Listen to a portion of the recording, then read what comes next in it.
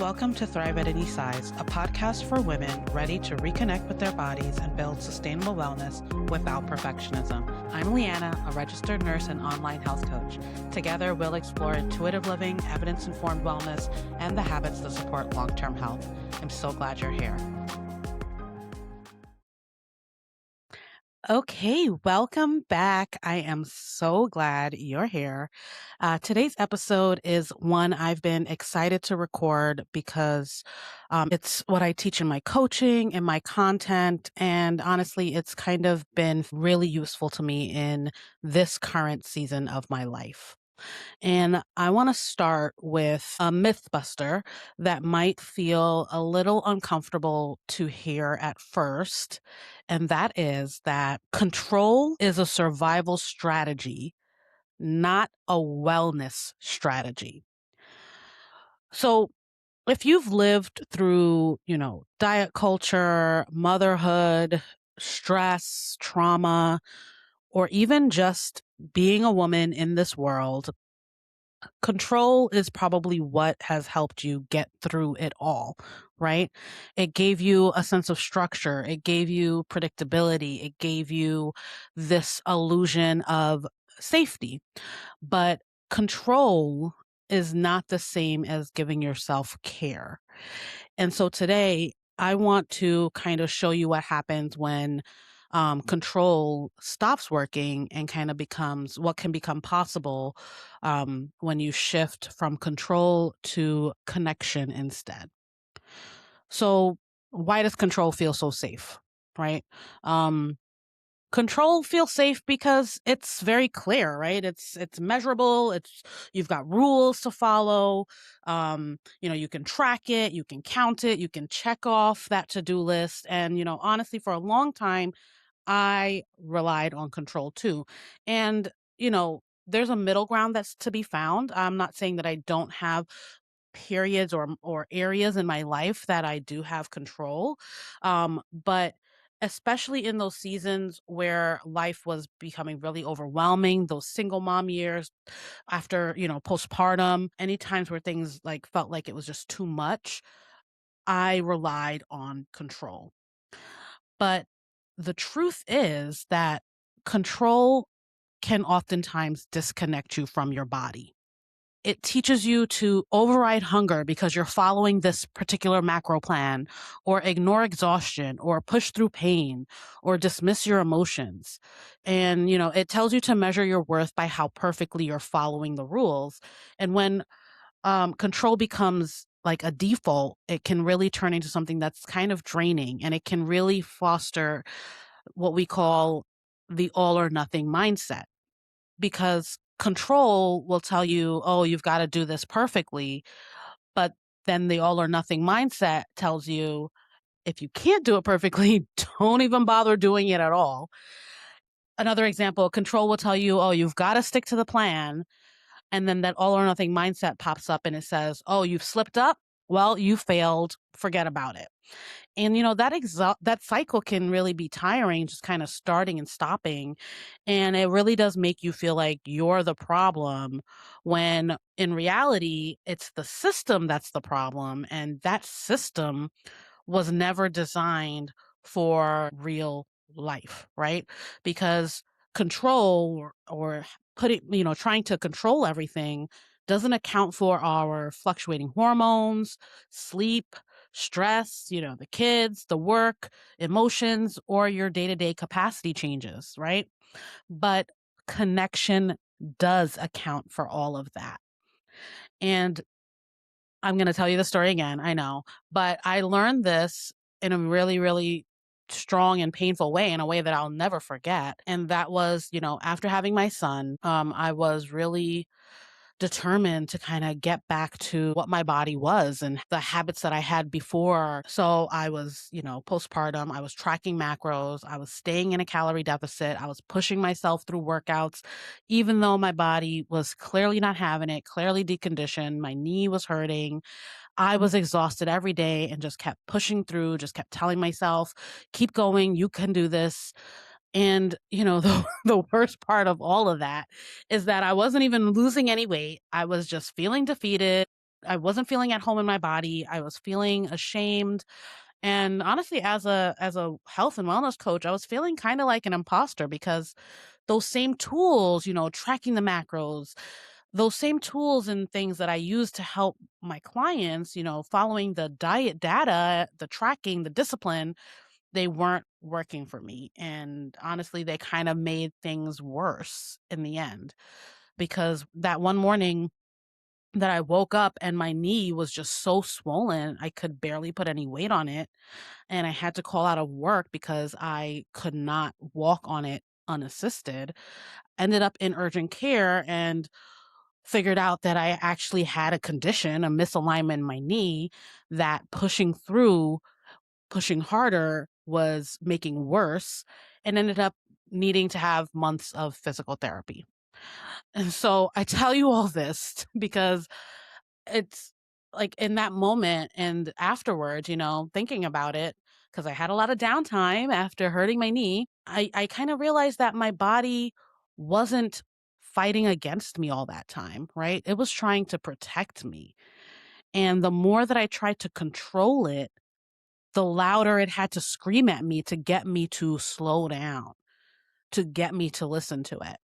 And so when I finally stopped, forcing myself and started like listening to my body, that's when everything shifted. I began listening to my hunger and my fullness cues, eating to comfortable fullness, trying to honor my hunger instead of fighting against it, and started like matching my movement with my actual capacity. Not that I had a choice at that point, but, prioritizing sleeping when I was tired instead of pushing through to get a workout in. And yes, when I first stopped tracking, it was a little scary, right? I was afraid my weight would creep up. I was afraid to lose that control. I didn't know what would happen on the other side because I've been tracking for years. But over time, I ended up realizing, how much mental space tracking had been taking from me, right? And I honestly just didn't have the bandwidth anymore with full-time job, a business to run, 2 kids, a household. And honestly, another even more surprising than how much mental space it cleared up for me was I was able to start modeling a healthier relationship with food for my daughter, who is, 10 years old. She's entering that nice preteen stage where body image can be so fragile. And that just feels so good. Another surprise for me that I noticed was on my recent trip to Boston back in February with my husband. Nice kid free trip, just us. I loved it. But I didn't expect to feel so free around food. I enjoyed eating out at the restaurants. I was able to reconnect and hear my fullness cues and stopped when I was full, and take nice long walks after dinner pain free. Thank you to physical therapy and me slowing down and listening to my body.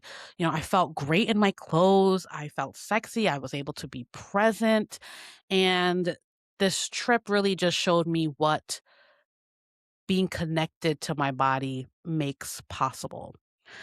And, I rarely step on a scale now because I don't feel like I need that external data to tell me what my internal data already knows, right?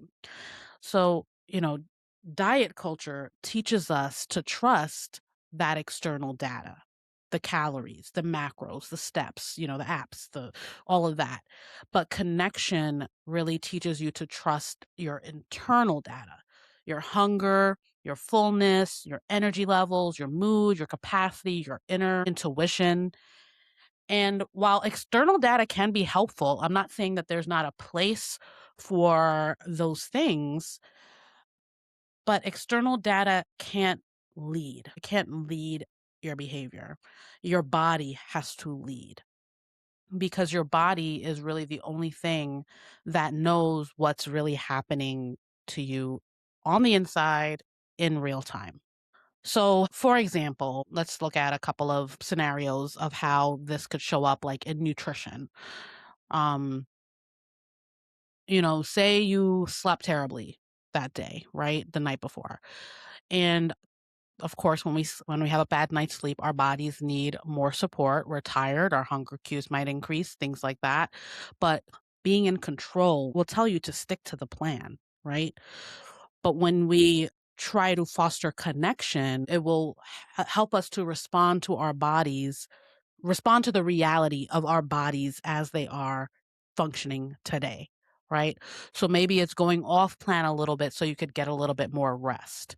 You're just making those minute adjustments that are not going to ruin your overall picture, but will support you in the long run because you're listening to what your body needs. Another example for us women, right, are that luteal week right before our menstrual phase, right?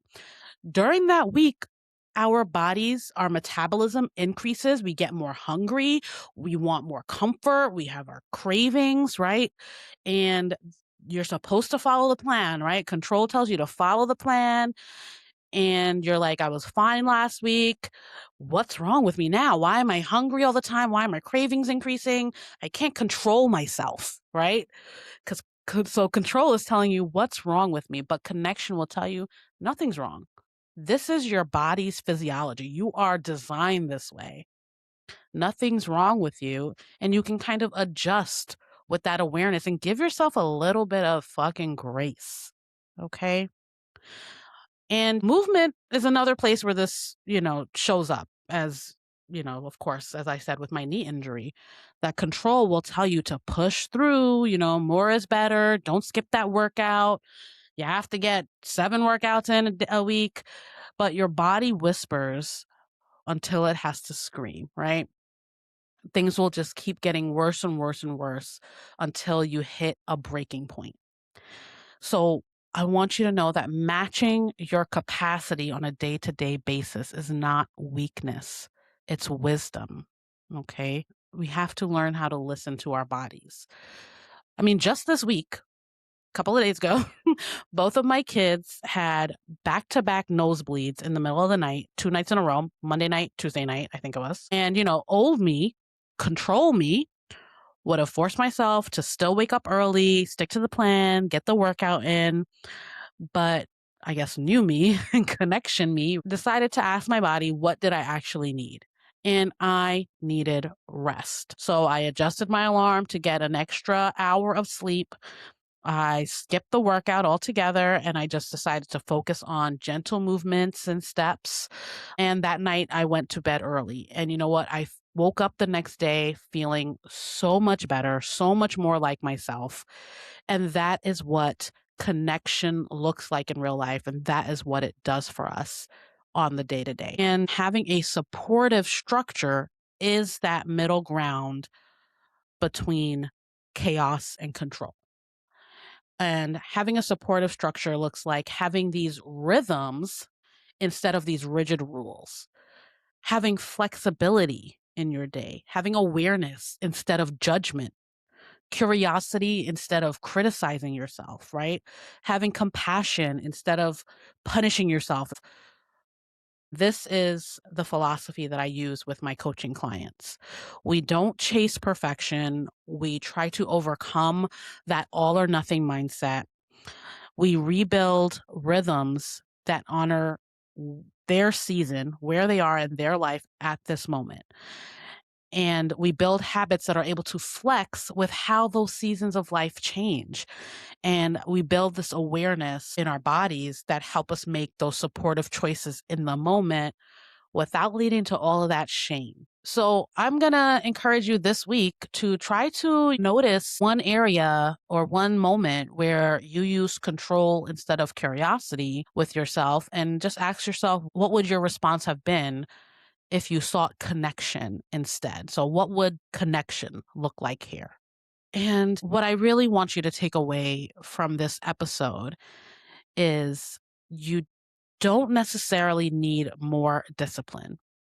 You don't necessarily need more rules or to be harder on yourself.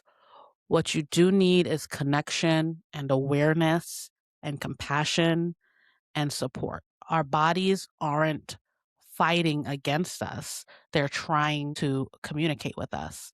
And when you learn to listen, everything really does change. So next week, I'm going to be talking about what to do on those days where connection feels harder, those low energy days, those overwhelmed days, those I don't have it in me days, and how you're able to support yourself without slipping back into control. So I'm looking forward to that next week. That's all I have for today. Thank you so much for being here.